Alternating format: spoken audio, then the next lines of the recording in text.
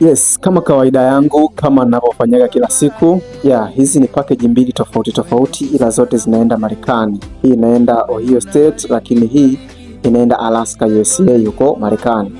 Hawa ni watu ambao wameamua kuweza kuanza matibabu yao.